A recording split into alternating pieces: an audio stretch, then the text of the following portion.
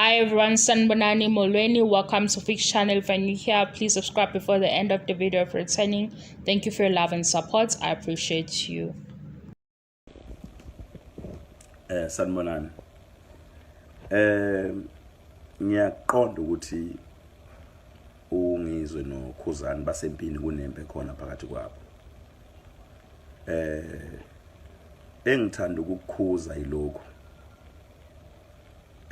Ngithanda ukuthi ngikukhuza ukuthi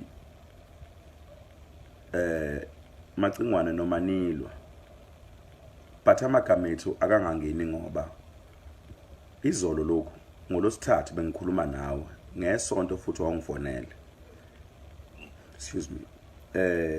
Uphatheke kabi ngesenzo uKhuzani asenzile sokuthi uma ngabe Nilwa bese faka amagama ezingane zakho uchaza ukuthi lonto awuyifuni ngayo yonke indlela.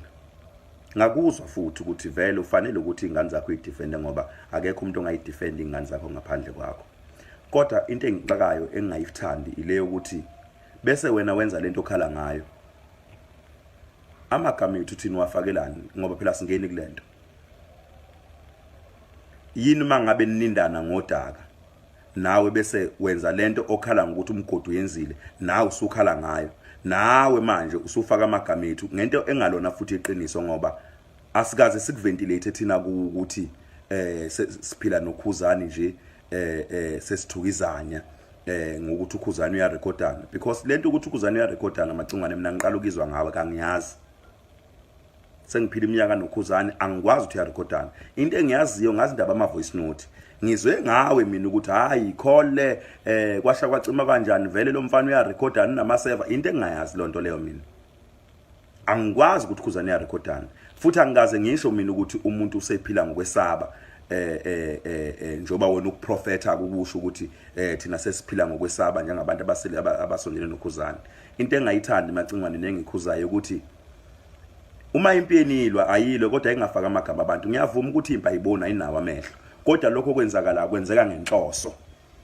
Ngoba wena ukhalile ngokuthi bengafanele uKhuzani afaka amagama ezingane zakho. Ngakuthembisa ukuthi uKhuzani ngizokhuluma naye ngimtshela ukuthi lento ikulimaze kangakanani ngoba ukhalile ngokuthi kulimaze kangakanani. Ngakhuluma noKhuzani. You know ukuthi uKhuzani utheni uma ngabe sengibuyela kuwena ngoba ngolosithathu ngifonelile ngakutshela hayi sengikhulumile naye uKhuzani uthi. And wabona ukuthi ngizwe kuyakhulumeka nami. Uyabo? And ngiyakwazi ukuthi ngithi reach out kuye uKhuzani ngiphinde ngibuyele wena ngenhloso yokwenza ubulungiswa. Kodwa manje ngibona mina wena uhlaphaza ngamabomu uma usufaka igama lami entweni owazi kahle kamhlophe ukuthi kangeni kuyona. Uyabo? Ngicabanga ukuthi ukuthatha isibindi kwakuwena ingenxa indlela olimele ngayo ukuthi ufonele mina. Njoba uhlezi ubikelisa ukuthi uyangenyanya ungenyanya kangana na ungifuni kodwa uye wangifonela ngithi ngoba uyangazi ukuthi ngumuntu onjani.